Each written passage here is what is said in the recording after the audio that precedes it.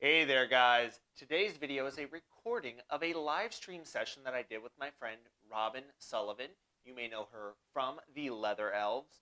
They create absolutely excellent parrot toys, so I will leave a link in the description section down below if you haven't seen them or if you want to see what they have. But she is also an internationally acclaimed enrichment specialist. So in today's video, we covered the topic of setting goals for the new year, how to set yourself up for success when it comes to implementing new things for your bird.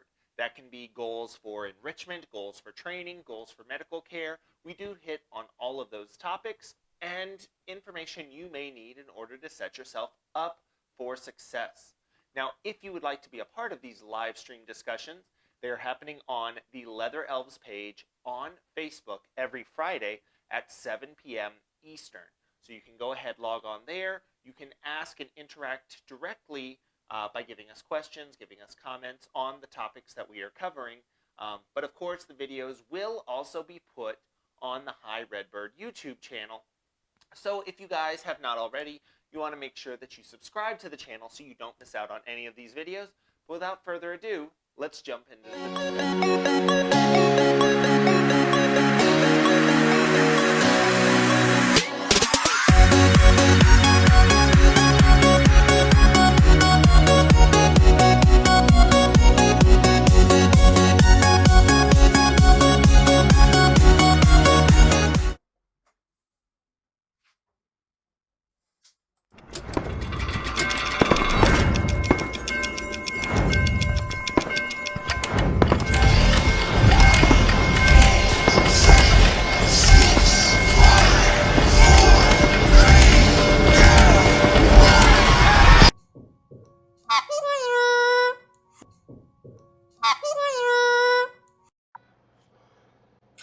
Hey everybody, Happy New Year. So glad we made it through 2020 and we're in 2021. I'm Robin Sullivan from the Leather Elves, and I've been doing this for more years than I want to think about, but we're looking forward to 2021. And with me is Jack Pine. Hey, how you doing? Doing good, doing good. So Jack is from Hi Redbird. Jack, want to tell us a little bit about Hi Redbird? Sure. So, Hi Redbird, if you guys haven't seen already, is a YouTube channel that I do tutorials on a variety of hair I've learned over a career that spans years. So if you guys want to go and see a lot of that information, I will tell you right now, a lot of it is parrot themed because I absolutely love parrots. But there are going to be some other things as well. So there's things like I did the faux rockwork background on the fish tank that's behind me. That's a video. And Robin was very, very interested in the video I put together on how to create a roach colony to feed your reptiles. So there's a wide variety of things.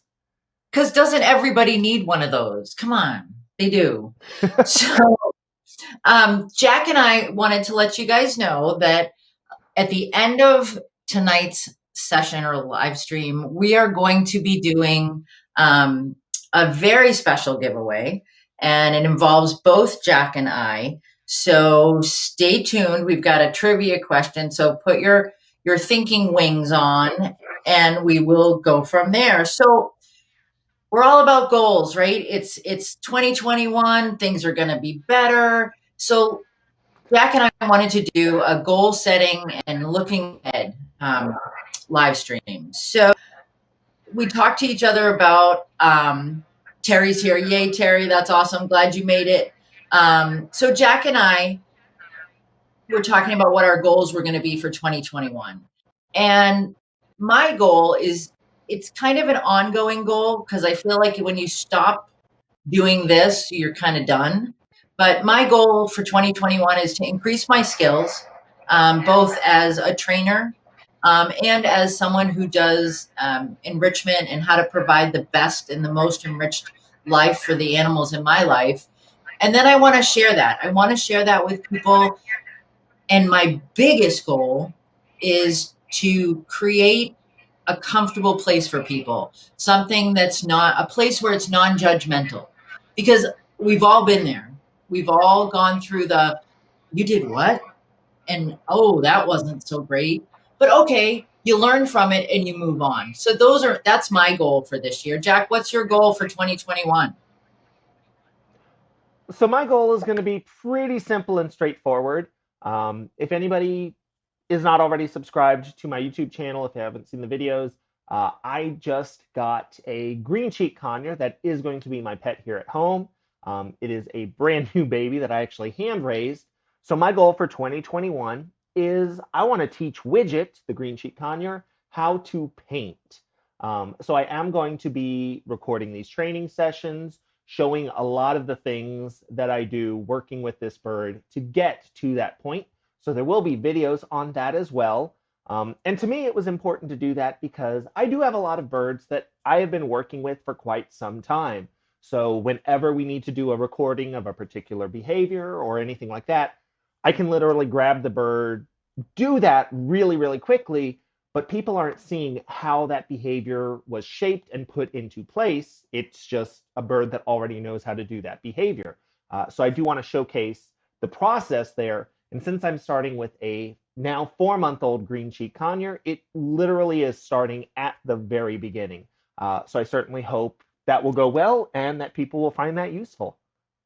All right. So now everybody knows our goals, Jack. So they're going to keep an eye on it. And if you guys see that we're slipping and we're missing stuff, then you got to remind us of what we said tonight. And we'll see if we can stick with them, because goals are kind of tough to stick with sometimes. But so the question that comes up is, why are we bothering? Why set a goal? Because we have to, because it's, New Year's and we've got to set goals. So let's talk a little bit about what's the point. For me, it creates a path, and I'm a list girl. I need to have things written down and I need to follow that list. And so I feel like it makes things more manageable for me to have goals, to have a path to follow. What do you think, Jack? I completely agree. And I would also say, so for me, setting goals it sort of reins me in because coming from a professional animal care background, realistically, the sky is the limit.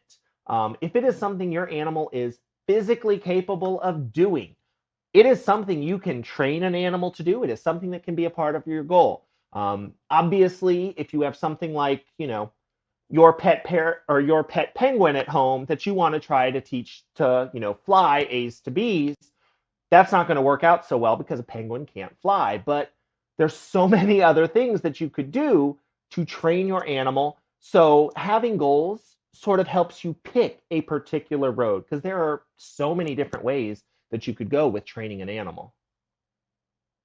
So Tracy did comment, it gives you something to break. Knowing Tracy like I do, I see how that would be the case. You got to set yourself up and you got to give yourself something to look forward to, right? But I think Jack brings up a good point. It's makes things manageable and attainable. So you've got, okay, I'm going to work on this. This is what I'd like to see from my animal. This is creating a better environment or creating a better quality of life for my animal. So you set up that goal so that, and the other thing is, doesn't everybody like to kind of meet their goals? So you set that goal for yourself, and then it's a great feeling when you have that success. And I think, after 2020, we all need a little bit of success. We all kind of feel good about stuff. So we asked some people to share goals with us. And I think the magic of Nick is going to show us some of those goals. Maybe. Dear Robin, dear Jack, thank you very much for asking me to do a video for the goal for 2021. Since you asked me, I tried to find a goal that I could set up myself for and my birds. And to be honest, I couldn't find any goal because my task in the next year would be to meet you all again and to stay together as a parrot community, to make sure that everybody's healthy and safe and that all our birds get the care that they need for in the next years. I hope that everybody is safe and that we can all meet again in a convention or somewhere else and enjoy the company of our birds. This is my cockatiel, you see, Bobby, and that we will all see each other again. I think this is one of the major goals that we should all set ourselves up for in the next weeks. Do you want to be petted? Okay, thank you. So I hope you all stay safe and that we will all have a convention in 2021 somewhere in the world. Bye. So Hilla is wonderful. She's a great friend and a colleague, and it's a wonderful goal that maybe we can all get together sometime in 2021. I think that's something we're all looking forward to. So Nick, do we have another goal? Hi everybody, it's Cassie here with Awesome Animal Solutions and your tip for 2021. My New Year's resolution this year is to take advantage of what COVID taught me, and that is the value of slowing down and spending more time with family. So my tip for 2021 is to commit to spending some one-on-one time with your bird. Maybe it's an hour a week, maybe it's 20 minutes a day, but just really spend that one-on-one time where there's no other distractions but you and your bird. Maybe you do a craft or maybe you play a game, but most importantly, you're just getting to know each other and building on that awesome relationship. Have a wonderful 2021. Cassie is another fantastic trainer. She just started a company called Awesome Animal Solutions, and she is a wealth of information. And hopefully sometime during the year, we'll be able to have Cassie on with us. And, you know, some of the folks that you're going to see tonight, hopefully we can get them to work with us throughout the year. But Cassie brings up a great point, Jack, and I think you and I have talked about this before. The amount of time that you can spend is so, it's, you know, you've got to carve out that little piece to make a relationship happen. And you and I have talked about this. Well, and I think 2020, for all of its many, many, many faults, did do one thing with regard to animal care. It definitely drove home to a lot of people the importance of regular enrichment, because if you don't have enough things to do, you're going to go insane. It drove home the need for socialization, especially amongst very social species. If you can't interact with others, you're going to go insane. So I think keeping in mind what we learned from 2020 and applying that towards our animal care, we've seen it firsthand that we need those things. We know that our animals need them as well. So now hopefully we'll just be more likely to keep up with that consistently. Absolutely. And, you know, Julie makes a point that it revitalizes her as well as her relationship with her bird. And I think that's something that, you know, it's that kind of shot in the arm at vaccine time, she says, that it'll keep us moving forward. It'll keep us positive. And there have been many times this year where I've talked to people and in the animal care profession, and it's, a lot of animal care professionals are used to spending a lot of time just with their animals. You know, we end up in a situation where it's a lot of one-on-one time. And if you look at that time and how positively that builds a relationship, we need to translate that into companion parrot ownership. We need to translate that into the birds that live in our homes and how to create that very positive situation. And I think too, we're going to see as things begin to kind of get back to a little bit more normal. I think we're going to see some issues coming up. And I think another goal might be to kind of at least try to maintain the level of interaction that you had during lockdowns and during, time when you couldn't go out or you were working from home. And how are you going to keep that relationship in a positive way? So, do we have another video, Nick? Hi, my name is Brooke and I am an animal caretaker. My goals for 2021 are to make sure that all of our animals have adequate enrichment, and optional goals, crate training and scale training.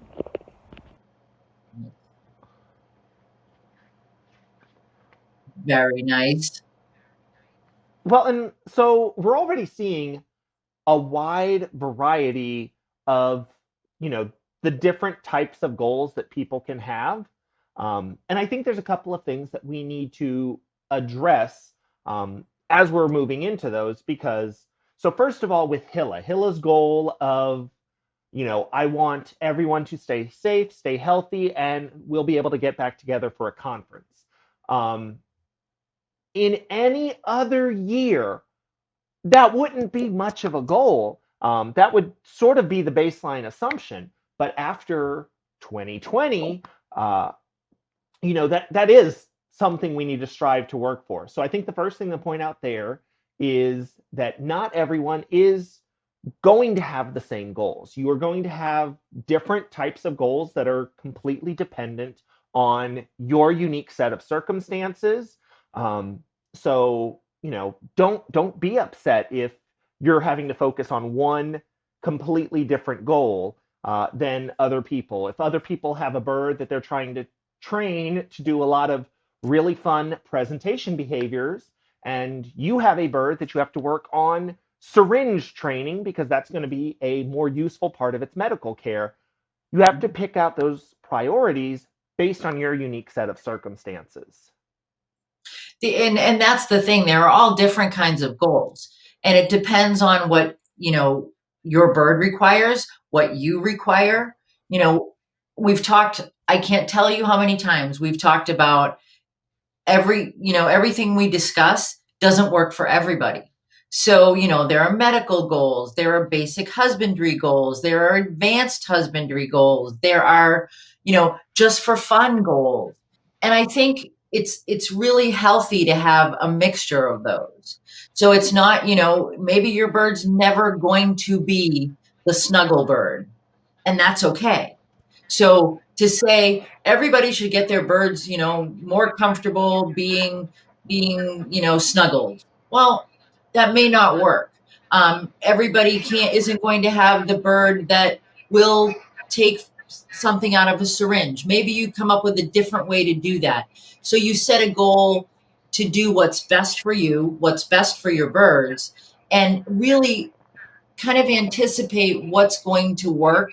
So you don't want to set yourself up with really unattainable goals. You don't want, well, I'm going to train 17 behaviors and I'm going to train, my bird to I can't even, really crazy goals. I mean, people do set them up.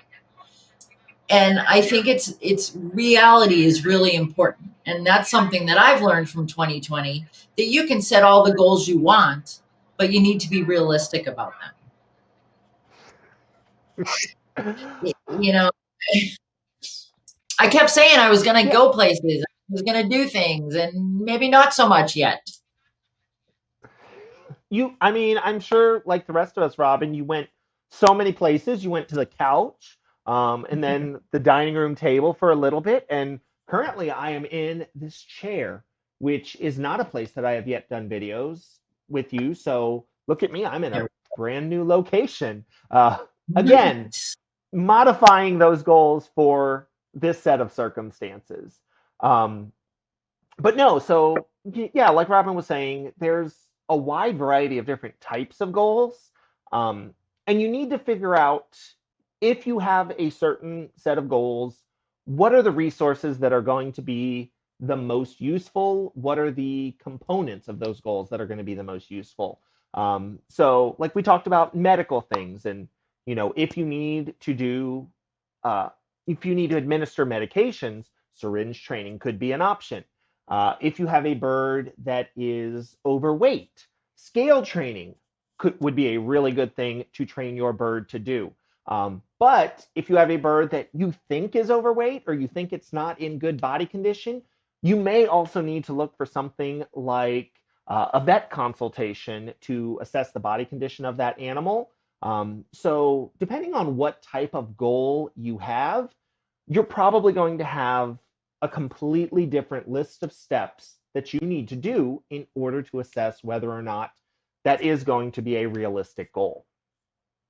Absolutely. And I think too, some of the goals are for ourselves and not just for our birds.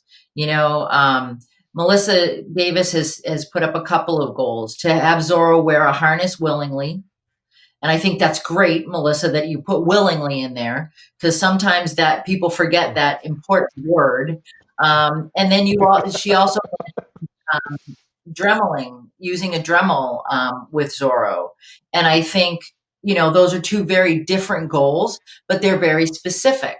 Some of the goals, maybe Jack mentioned, having a vet visit. So that's a goal for you. That's not necessarily a goal for your bird. It's a goal for you. And I think it's really important that we set some goals for ourselves too. Part of the reason Jack and I do this is so that we can help you guys become better animal care providers, have a better relationship, better care. And sometimes in order to do that, we need to set goals for ourselves as well. When Cassie talked about taking time out to spend with family or with your pets, and they're one and the same for most of us. And so I think that's a really good thing. That's a goal for you as well, to take that moment to kind of slow down, step back, and actually take some time to do these things. Do the things you want to do. I think that's important. I completely agree. So we had talked about this earlier, and I had a couple of goals that I wanted to talk about. And one of them that was in the finals of what is going to be my main goal of 2021 was going to be to just spend more time appreciating the birds and the animals that I have in my life, because I can tell you right now that having those animals in my life has made 2020 immeasurably more tolerable than it was for some people. But anyone who has animals can tell you that there are going to be really good days and there are going to be not so good days. There's the days where, oh, yay, the parrot learned how to open up the door that holds its food bowl and throw food all over the floor. Great, I have one more thing to clean up. And it's almost always going to be at a time when you're running late for something and you're probably already in a bad mood, and you stubbed your toe. Everything seems to go wrong. So taking that time every single day just to calm down, breathe, and appreciate that, these are incredible things that are a part of your life. And that is going to apply to all animals. I know we do like to talk about parrots a lot here, but any of the animals in your life that bring you joy, just focusing on the joy that they bring you every single day, I think is an important goal. Absolutely. I think, Eva brings up a point too. She's got a flock of 20. So she does have to prioritize. And, each and every one of them is important, I'm sure. But you do have to think about, okay, what are the things I have to work on first? And so maybe that's another part of goal setting, is that you have to shoot for realistic goals, but you also have to prioritize. Yes, it's fun to get the wave or the wings up or, whatever kind of fun behavior, but maybe it's more important that you do the scale training so that, you make sure that the health of this bird is good. And then you'll have longer time to work on the fun goals. I think we just need to think about what's my priority going to be, to start out. And then you don't only have to focus on one thing. You don't want to put a bunch of goals into, one session, but you can start off and you can build on it. So I think, you know, it's just really important that you know why you're setting these goals. What's your we talked about why do enrichment, but let's talk about, you know, why are we bothering? You know, and what do we want to accomplish in the long run? So I think all of that has to be taken into consideration. Right. And I think, you know, the point of prioritizing what your goals need to be, you need to take a step back and look at your circumstances to figure out what your goals should be. So, to give you guys an example, we try to talk to a wide variety of the spectrum of bird owners. That is going to include some breeders. People who are breeding birds probably don't want to try to encourage a ton of display or presentation behaviors. So the types of behaviors that I would use when doing a presentation for small children, wings up, cued vocalizations, all of those, because that could potentially take away from your overarching goal or the initial goal that you had of breeding those birds. So you need to take a look at your goals and make sure they're not conflicting with each other. So prioritization is definitely going to help you with that. And Melissa has another great goal, being patient and understanding. When they're being annoying, just be patient. And do not yell. I think this is something that we all need to do just in general. I mean, come on. There's got to be somebody in your life that has gotten on your last nerve during 2020, right? Or how about on Facebook? When a person makes that comment and you go, you're really glad they can't see your face, right? That you're on Facebook and they can't see your face when you're reading their comment. And to kind of have a goal, there's another goal for me. So I want to answer more questions on Facebook for people, but again, it goes back to my original about not being judgmental. So Alicia's got one of her bird goals is to further introduce her Quaker and Kakariki and hope they'll get along. It's been a lesson in patience and responsibility for your kids as well. So Alicia, bonus points for having the whole family involved. That's like, you win on like setting goals in the first place, because that's a really important facet that some people forget. And I think it's great. So kudos on your goal. And awesome that you have a kakariki. On the East Coast, I'm not sure where you're from, Alicia, but on the East Coast, we don't see kakarikis very often in the pet trade. So it's kind of nice to have people out there with them. Danny, you're my hero. Danny's goal is to watch all the High Red Bird videos and buy lots of letter elf toys. You know, yay. So, Well, okay, so with Alicia's goal, I think we start to hit on a pretty interesting point about the goal setting. So her goal is to hopefully introduce the two of them in a nice, safe, you know, circumstance. We don't want any injuries. We don't want it to be immensely stressful. So the question then is, how do you move forward with that, and how do you assess the success of your goal? Is it, you know, when do you draw the line of, here, I need to take a step back, I might need to reevaluate how I'm doing things, I might need to change the goal, or I might even have to accept that that goal isn't attainable, because some goals just aren't attainable, or you more often than not come to realize that it's not attainable for the amount of effort and work you're willing to put into that. So, Robin, what would you say to that? How do you assess, you know, a goal like that moving forward? I mean, I think you do have to take a step back and you have to look at it with an objective eye. We've recommended before that you videotape things when you're doing training or when you're doing interactions and you're trying to find out why certain behaviors are happening. If you videotape, it'll give you that feedback that you need. And so when you're assessing, you reach a point where, and Danny, I know, just mentioned that it doesn't have to be hard or intense training, that a little here, a little there, and fun for both of you. And I think if you kind of follow along those lines, you assess, and if you see that you're not making progress, you've set this goal, you've worked on it, you've given it time, you're not making progress, it may not be time to abandon the goal, but it may be time to pivot on how you're training. And I think that's something we all need to be open to. Yeah, it's easier said than done, Ginny, the patience, you're absolutely right. But I think sometimes we need to just kind of say, all right, I'm going to take a step back and I'm going to reassess and start over. You don't always have to go all the way back to the beginning, but those small approximations that we're always talking about, and as we move forward with some of the topics we've got scheduled to do, I think you'll see those small approximations and those little tiny successes. You need to really celebrate those tiny successes. And if you're not getting even the smallest movement forward, you need to take a step back.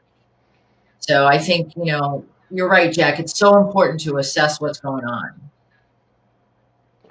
Well, and then the other thing to point out is if you have somebody that you trust, that you know that they have experience with birds, if you have a recording or something like that, you can easily send that to them, be like, hey, tell me what you think about what you're seeing here. I'm going to point out right now that for zoo professionals, for professional animal caretakers, that is the standard. You record things and you have somebody else assess them as well. So you have your goal, you're working on it, but having another set of eyes definitely gives you the ability to make sure you are making as much progress as you can. And I have found that for some pet owners, they almost feel like seeking a consultation or talking to somebody or working through behavioral issues or training things like that.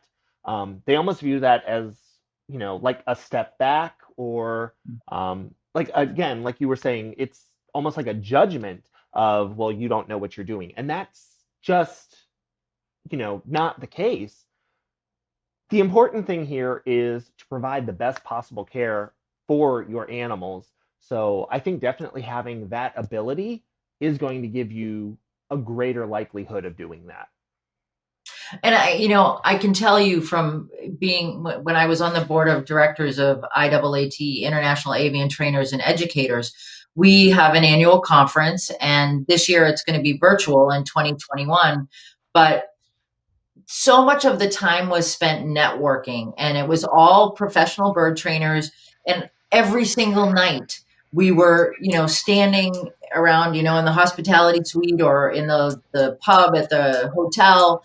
And it was all different conversations about, hey, I've got this, red-tailed hawk and I need help with this, or hey, I've got this, crane and I need to station him and I'm not sure what the best station is. And it's really important to bounce those ideas off people. I mean, Jack and I do it.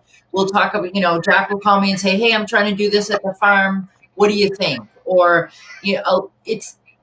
it's critical that you have that connection, that you have somebody, Melissa, I know Melissa works with Dana McDonald a lot, and it's somebody who you can bounce those ideas off, somebody that you can, and it doesn't even have to be a professional trainer. It can be somebody that, just a different set of eyes to look at what you're doing and say, hey, I set this goal for myself. Is it realistic? And I think that's, or do you see that it's gone as far as I want it to go, or is it going any further? I just need some feedback. So Danny says the hardest thing for them with pet birds in close proximity at all times is not accidentally, unintentionally reinforcing the stuff that makes us crazy. You have to keep a level head and be consistent, or they end up training us and making us the perfect interactive bird toy. I know, I'm thinking about selling humans soon, Danny, because it's true. We make the best plaything for our birds, and for all of our animals. I can't tell you how many times I have been trained by an animal in my care. So it's something to think about. But let's talk about some other goals. Nick, do we have another goal from someone? Hi, everybody. This is Danny. Happy New Year's to everyone. And my New Year's resolution is going to be scale training because this is Ricky, my 12-year-old Pacific parrotlet. And as she gets older, it's going to be important to watch her weight. Happy New Year, everybody. All right, that's a great goal, and that's just what we were talking about. Thank you, Danny. We were talking about different situations, different birds require different goals. And so Danny brings up a really good point. As your bird's aging, it's a little bit different than the goal of somebody who gets a brand new bird, or the goals of someone that has a bird that they're home number 7, because it does happen. And so I think it's important to again, focus on a goal that works for you. Who else have we got out there, Nick?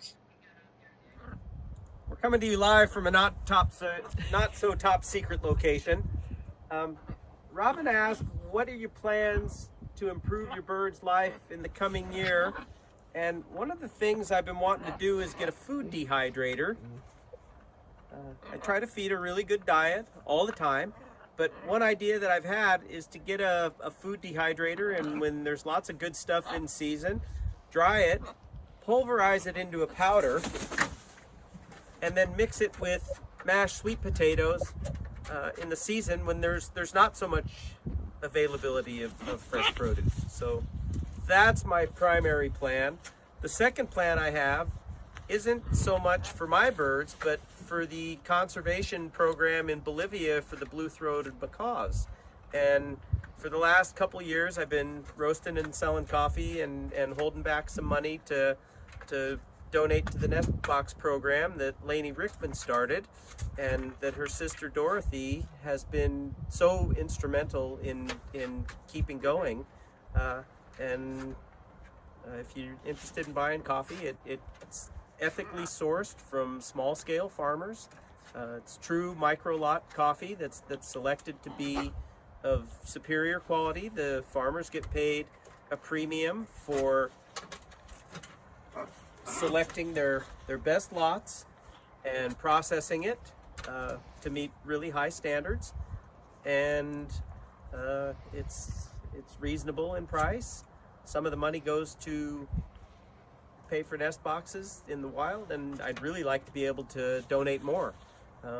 So that's you can reach me on Instagram at BirdmanRay or Facebook at Ray Varela, and thank you for watching. You say bye, Hollywood? That's a great goal. Ray brings up, some interesting ideas there, and he's being creative with his goals, which is so exciting.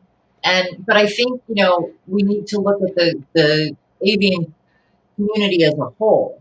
So Ray talked a little bit about conservation and, how is he going to do some more conservation? Ray's coffee is incredible, by the way. I should let you guys know that.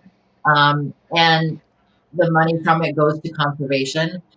But when we look at the big picture, I think that's important as a goal as well. So not just the specific, okay, I'm going to train this, I'm going to train that, but what's the big picture for the avian world? I think that's really important too. Right. And the idea of having conservation goals going into, we should have conservation goals all the time because, we're currently looking at a situation where what ridiculous percentage of birds are currently endangered? I believe it's around a third of all total citizen species are some degree of threatened. So recognizing that we have these animals in our homes, they have a ton of personality, but they're wild counterparts. Like, what is there that we could do to provide for them? So that is, I think, an excellent goal. And also one of those goals that kind of makes me feel like a bad person for not having it first. So See, but that's the whole motive behind this whole session, is that Jack and I were just going to get you guys goals and we're going to steal them. We just needed some good goals for 2021, and you guys are coming up with great ones. Nick, do we want to share one more? Hi, I'm Lee, and this is Max. Here, kitty kitty. Good bird! Max says hi when he wants to. This year I want to get it on cue. Very cool. Oh, I love grays. I think they're, I mean, all birds in general are awesome. But yeah, the here kitty kitty, I don't know why that tickles me so much, but it does. Um, and I think for a lot of parrots, people recognizing that they're going to do a wide variety of behaviors, and a lot of them you're not necessarily training from start to finish because they're going to pick up a lot of that on their own. So, I mean, to give you guys an example, a couple of weeks ago, we were talking about Grayson, the umbrella cockatoo, when we were starting to address different things that you should be doing with a bird. Grayson showcased stepping up, scale training, stationing. Um, he does a wide variety of cued vocalizations. So he laughs on cue. He says hi. He makes a woo sound when you ask him, what's that? Um, all of those vocalizations he picked up on his own, and I just applied a cue to them. So I didn't start by having to try to teach him how to say something. He picked that up on his own. Parrots learn in a contextual social environment. So if you are interacting with your bird, they're going to learn and pick things up. One thing I wanted to mention about Danny's goal, where he said, if you're not careful, your bird might be training you. I completely disagree because I think no matter what you do, if you are interacting with that bird is going to be training you. Um, you know, I think for a lot of people, they see training as the way to, sort of impose your will on an animal to get them to do something that you want them to do. And I don't view it that way. To me, training is almost like a conversation with the animal. Like you make it clear, this is what I'm asking you to do. You establish reinforcers so the animal knows what they're going to get out of it. The animal then has the ability to say, no, I don't want to. Or no, what you are offering for that behavior isn't good enough. So I'm going to go ahead and I'm going to hold back on doing that behavior. And then you can pick a better reinforcer, and then maybe I'll be interested in doing that. Um, so I think those are just some really cool things to keep in mind. And I definitely hope that Lee is able to get high on cue for Max. Absolutely. And I think, one of the things we've got to talk about too, Jack, is short-term versus long-term goals. And I think Terry brought this up a while ago, that you've got to give yourself a break and you want to set goals that are within your reach and then build from there. We can start with, I want to have this grand goal, but let's start small. Let's start small and build up. Let's start with the priorities, break those priorities down a little bit and then build. I call it like the ladder effect. You start with goals that can be expanded on. Jack, I think one of the greatest starting points is target training. I mean, would you agree with that? Target training, I would say, is probably the most useful behavior you are going to have in your interactions with an animal because so many of the different things that you see animals trained to do are just a modified or an expanded target training. So using Grayson again as an example, I have an umbrella cockatoo that he was first trained to target. So he would either to a target pole, which is basically just for a parrot, it's usually just a stick with a bead on the end of it. So they have something visual to cue to that they can, be like, that's what I'm supposed to touch. Grayson was then trained with the cue, give me a kiss, to target to the side of my face. And the reason that I modified that behavior was because if you are doing a presentation for 200 people and you ask the bird to give you a kiss and he presses his beak to the side of your face, everybody thinks that's absolutely adorable. but it starts with just a basic target. So to me, targeting is probably the most useful behavior. It's definitely one of the first. I just about any animal I'm working with. And it can help you too, I think, if we've got people out there whose goal is to move their bird easily from point A to point B. If you train that target behavior, the target goes from here to here. And now you've moved the bird to target here, now target here. It's an easy move. And again, all starts with that training that targeting behavior.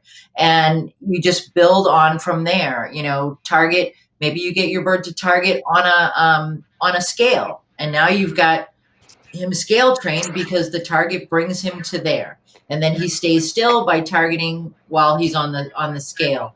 It's all a matter of how do you work it into what goal you're looking for. And I think you bring up a good point. The kiss with Grayson, it's a simple target, but you can turn it into a cute behavior. You can take wings up and then turn that into, becomes a husbandry behavior because now you're looking at the underside of the wing. It's just, so some of those very utilitarian goals can eventually become the fun goals. You just have to tweak it a little bit.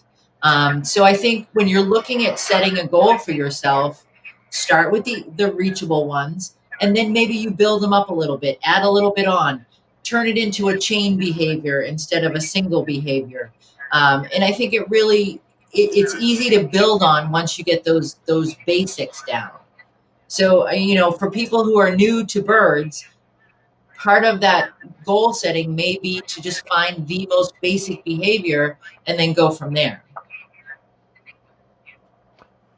Yeah, I mean, you got to remember the way that we learn things.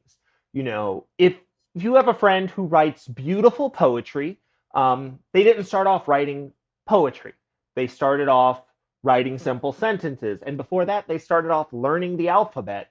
That was how you got up to where you are. So you want to pay attention to those building blocks as you're trying to develop those behaviors. You want to make sure that you have a solid foundation before you try to move forward too quickly. Because, if you have something like a target, if you have that as a solid, well-established behavior, that is going to be so useful for so long. But if you just use it as a quick, passing, here, we're going to target so that I can teach you just to do this one thing, that can be a little bit problematic because ultimately the target is more useful.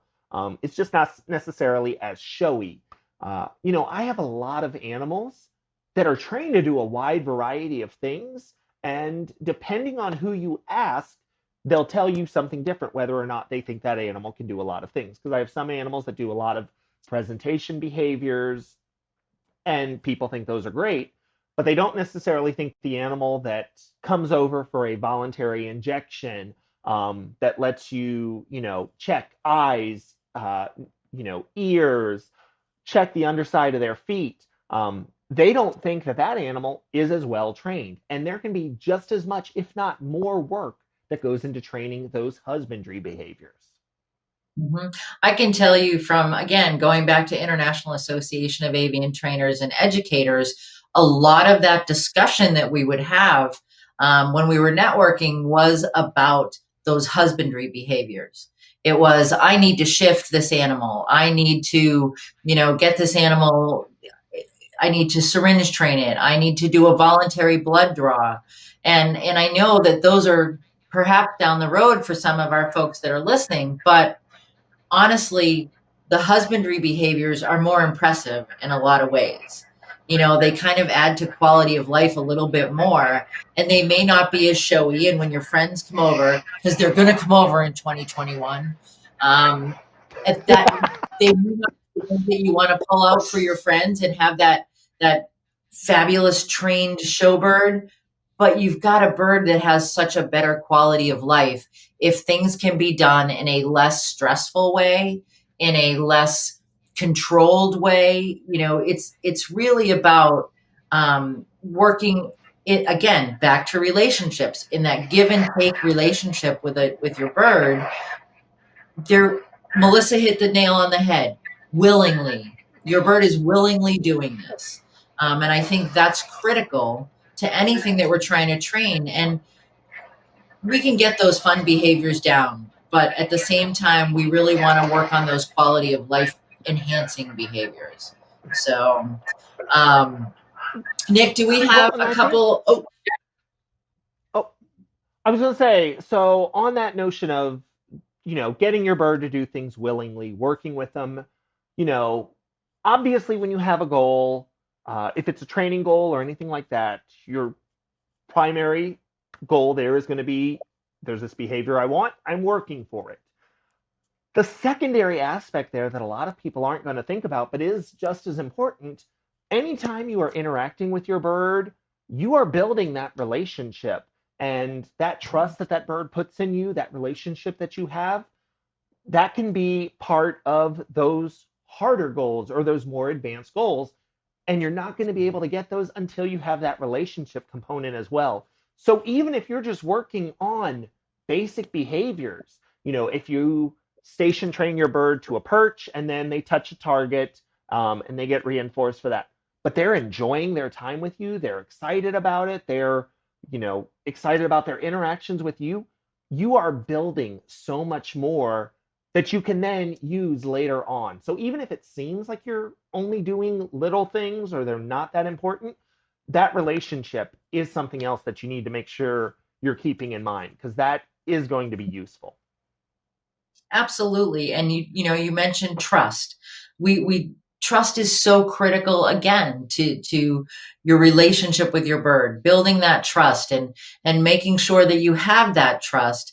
So if something comes up that you need to do in, say, an emergency situation or a situation where, something catches you off guard, if you've got that trust built up, that comfortable feeling that you get when you're interacting with your bird, you want to make sure that you're building all that, all along the way. And trust me when I say that training becomes easier when you build that relationship at the same time. It's just, it makes, for me anyway, there's a much more sense of ease when I know that there's that trust built up already, that there's some relationship that I have forged with this animal. You can train you can train any animal. Am I right, Jack? I mean, you can walk into a situation Yeah. and apply training. But if you've got that relationship, you're starting out of the gate to be more successful, potentially successful with that goal. So Right. all I think right, that Nick. trust. For Robin and Jack. We all know Nope. these folks, they don't slack. Goals are important and goals are good, but sometimes our goals are misunderstood. Some are too high, some are too low. Some people give up, some people just say go. However you do it, never give up. Keep moving forward and doing your best. Hard work and resilience will take care of the rest. Have a good night. Hi there, this is Melanie and Ollie Bird. Ollie and I have been best friends for nearly 40 years. 40 years. Yes, you're an old girl. Anyway, I know that all of our birds in our household, and we have quite a few, they all have individual needs. And our goal for 2021 is to try to meet their needs in enrichment, nutrition, care. Some of them absolutely need something that's unique to them, and it takes a little bit of time for caretakers to figure that one out. Anyway, Ollie, as she's an older bird, she's going to get a little bit more exercise and more time out of the cage. She might also need a microphone to tell us how she really feels. Anyway, Ollie and I wish everybody a happy, prosperous, healthy 2021.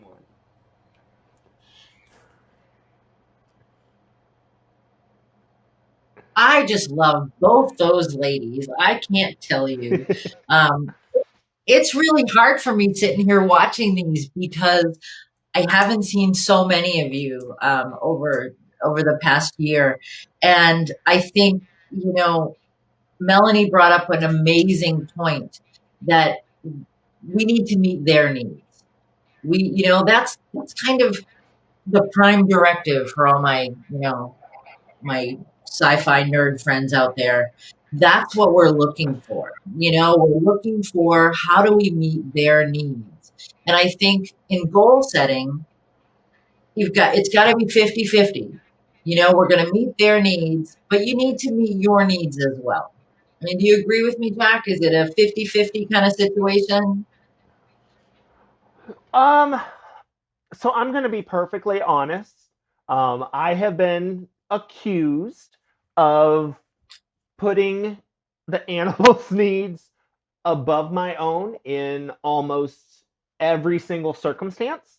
So earlier this year, my partner actually got mad at me because I was going through a list of things that could happen. It's like, okay, we have to be careful because if I were to get sick with COVID, I wouldn't be able to go to take care of the animals, and it would be a struggle to find, the people to cover my shifts to take care of the animals. And oh yeah, and I mean, I guess I could end up in the hospital and potentially die too. But that was a secondary concern. So I think we do need to, all take a step back, focus on the needs of your animals, but your own needs as well. Like you need to make sure that there's a balance there. So I think it's great to draw focus to that. So because again, like we've said before, every situation is going to be completely different. And I think, the needs of our animals, of our birds, we kind of need to look at, are we being honest about what those needs are?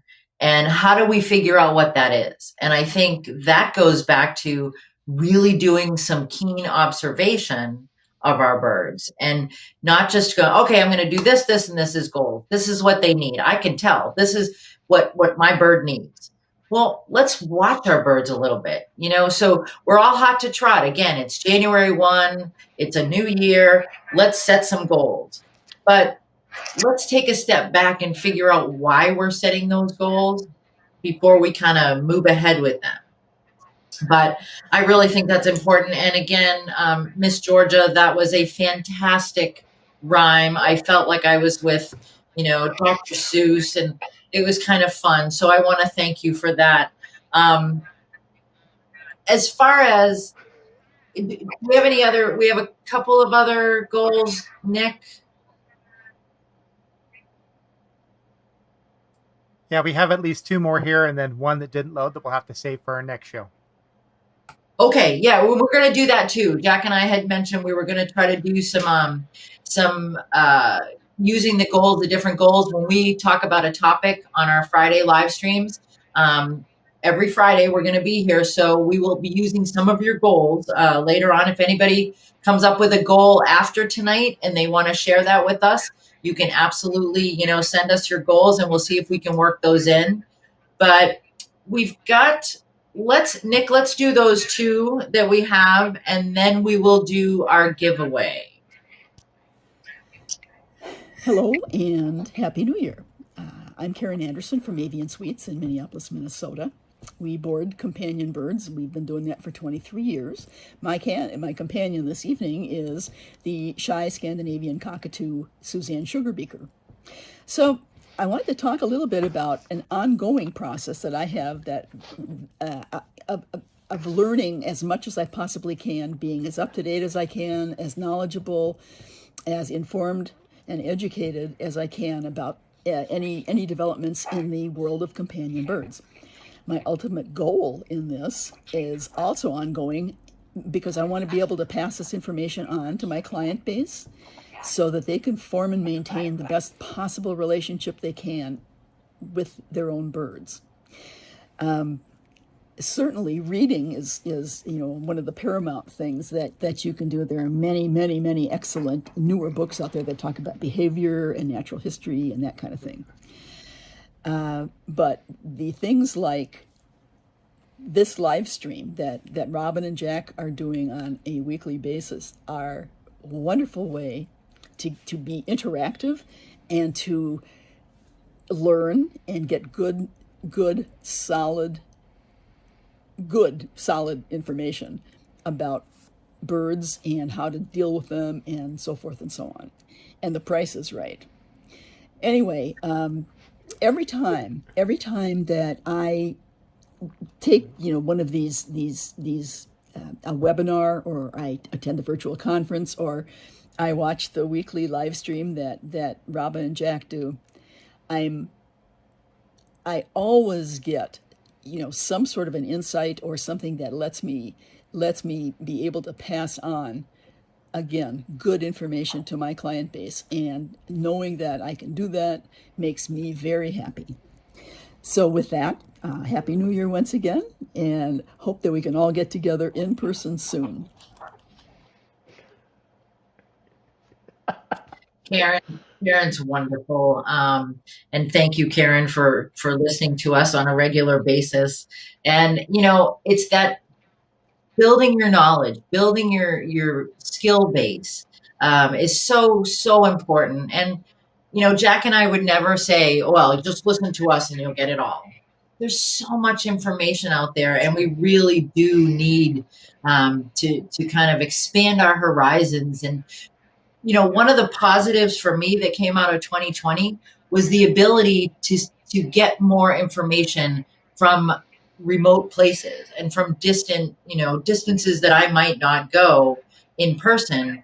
I can see it online. I can tune into an online conference and get that information from speakers that I might not be able to see on a regular basis. So that's kind of a cool dynamic.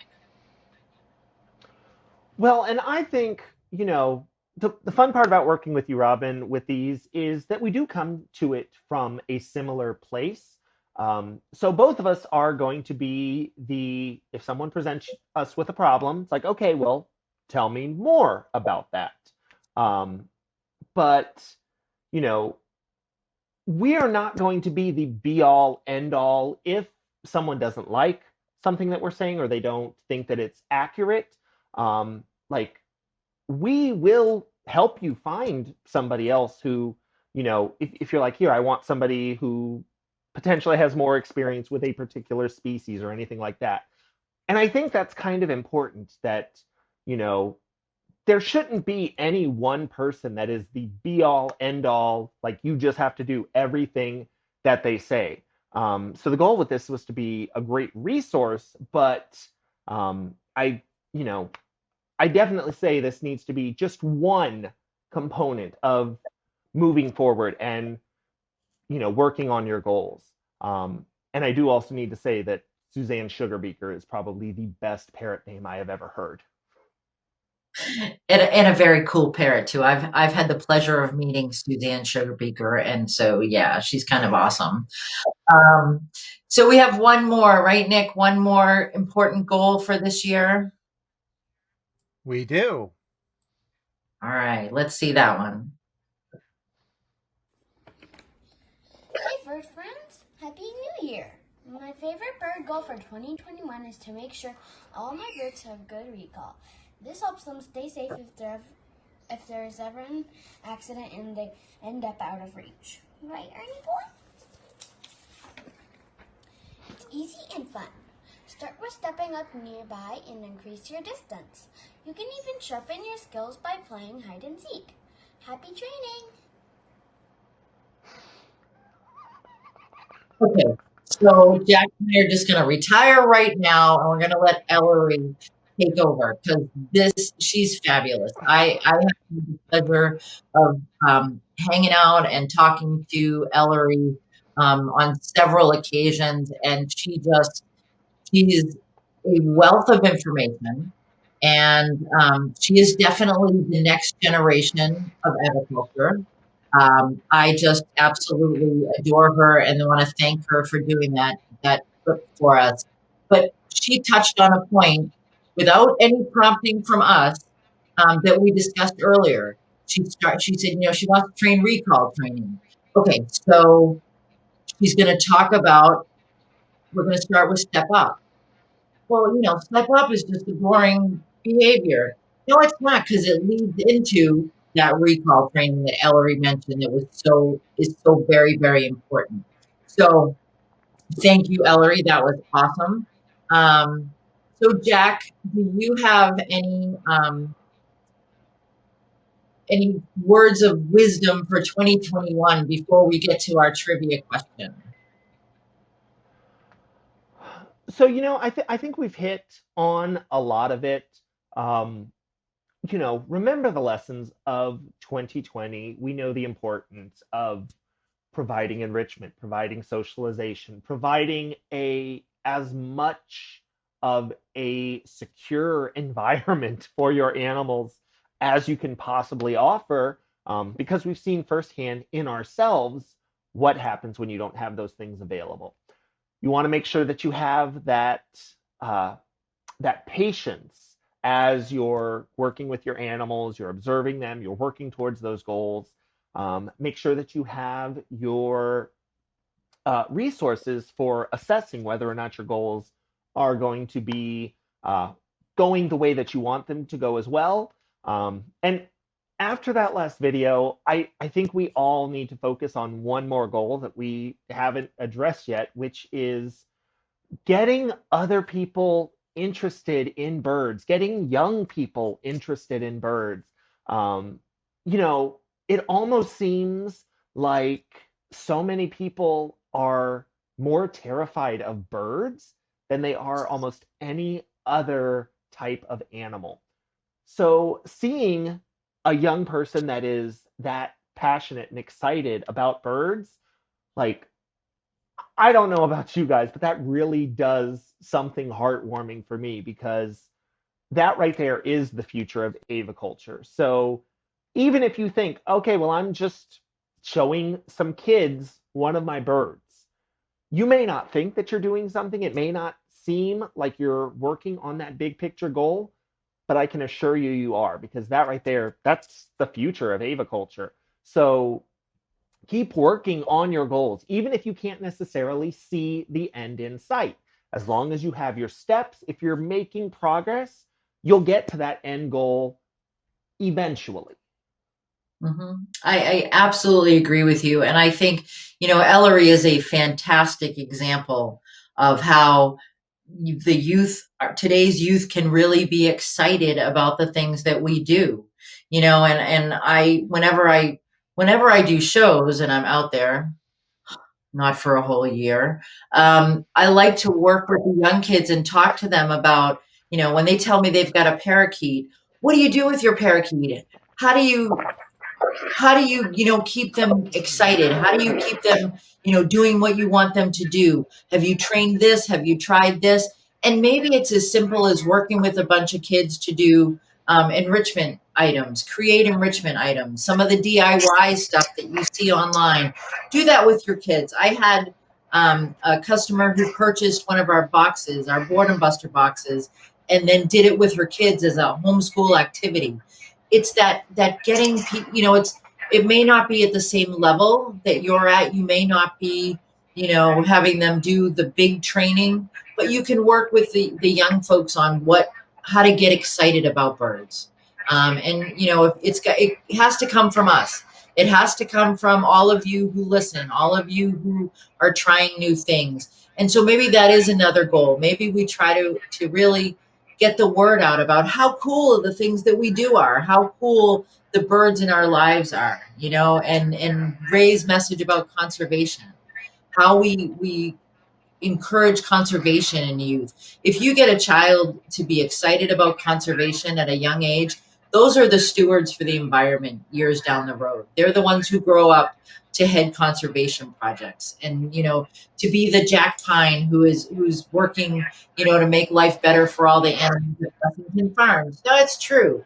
So you know, I think we just need to kind of look at the big picture, create some big goals for ourselves, because 2021 is going to be awesome. So we create those big goals, we work towards those, and then we bring it down and we focus on some of the smaller individual goals. So with that said, tonight's giveaway is something new and different. Jack and I are giving away a goal setting consultation with Jack and I. So what you get, I know, right? You're going to fly us to where you live. Oh, no, wait. All right. We're going to set up a Zoom call with whoever wins the trivia question, whoever answers it first and answers it completely, because it's a two-parter. So whoever answers it first and answers it completely will set up a 1-hour goal-setting consultation with Jack and I. So, okay, you ready? Here comes the question. So, what species is the oldest documented parrot, longest living documented parrot, and what was that bird's name? So it's a two-parter. Right. And so there's a couple of things we want to make sure that you guys are paying attention to, because I know that, because I'm one of those people that would be a little bit, of, oh, well, I think it's this and I know this. And so our information comes from, it's an official record. So through the Guinness Book of World Records, they're going to require documentation. So even though there are birds that we now know that could potentially outlive this bird, first of all, you have to recognize the type of care that birds were getting back then versus the type of care that they are getting now. Birds can outlive their perceived lifespans. I feel like every 10 to 15 years, we're increasing the lifespan of certain species of birds. So you want to keep in mind that, this is documented. So when the bird arrived at the institution, there is paperwork to indicate who that bird is, and how long they were at their institution. So, okay, I'm gonna stop. Oh, did we get one? I think we've got one. And Nick, you can correct me if I think that the first comment with the correct answer is from Alicia Payne. Am I right, Nick? With the delay? You are right. Okay. So it's Alicia, and it was Cookie, the Major Mitchell's cockatoo. So Alicia, can you comment what kind of bird you have?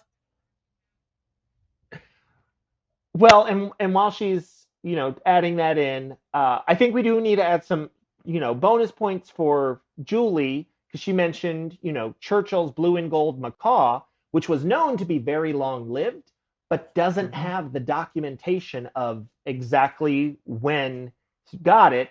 So there's no way to certify exactly how old it was. Right. So that's the disclaimer, but good answer. Good try. So then right. There's a birthday party, Cookies at the Brookfield Zoo. Pretty nice looking old girl there. Oh, that's right. A Quaker and a Kakariki. Okay.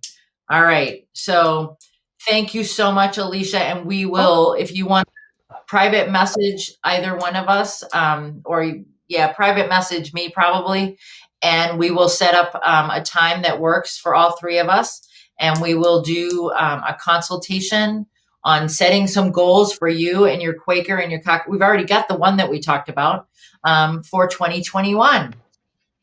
So any questions out there about goals? No crying, Julie. There's no crying in live streams.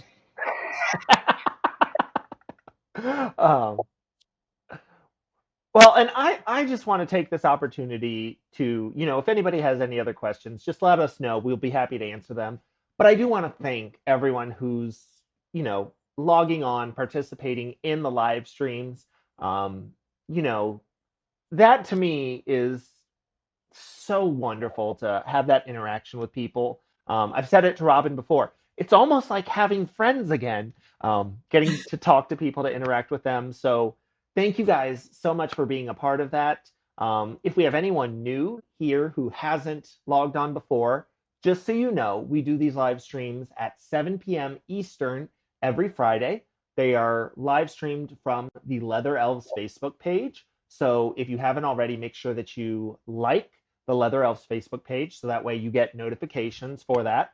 After the live streams, I then will take the videos and put them on the High Red Bird YouTube channel.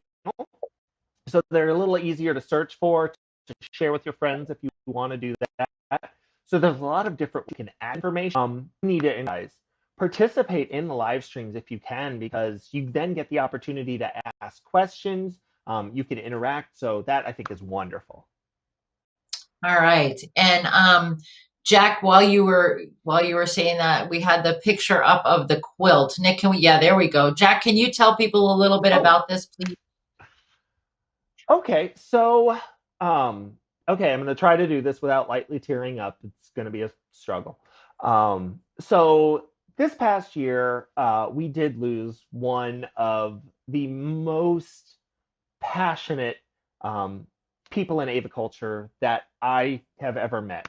You know, Georgia Fletcher was absolutely incredible. She passed away this past year, and the Quaker Parrot Society put together a Georgia Fletcher Memorial Scholarship Fund to benefit veterinary students. Now, the National Parrot Rescue and Preservation Foundation, of which me and Robin are both on the board of directors, we decided we really need to contribute to that as well, because Georgia was a fixture at just about every avian conference there is, and she added immeasurable value and passion and life to everywhere that she went. So we put together a handmade quilt. It is made out of all avian-themed fabrics, and it is currently available for raffle on the National Parrot Rescue and Preservation Foundation's store page. If you guys would like to see a little bit more about that, if you go to the NPRPF Parrot Festival group on Facebook, all of that information will be posted there. But all of the proceeds from the raffle tickets will be going towards that Georgia Fletcher Memorial Scholarship Fund. All right. Thank you, Jack. And thank you.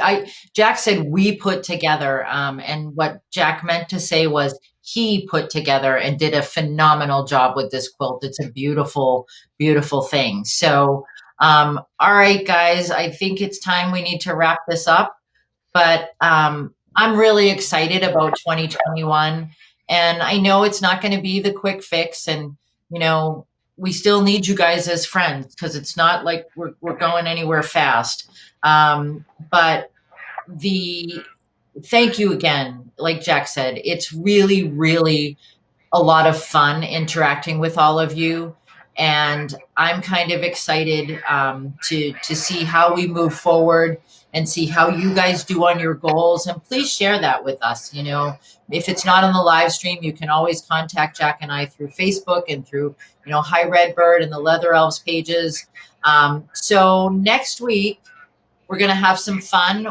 So January 8th, next week, Friday at 7 p.m. Eastern, we are going to do encouraging foraging.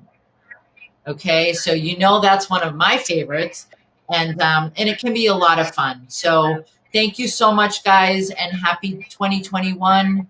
And hopefully we're all going to do wonderful things with our birds and with each other. So take care. Bye-bye.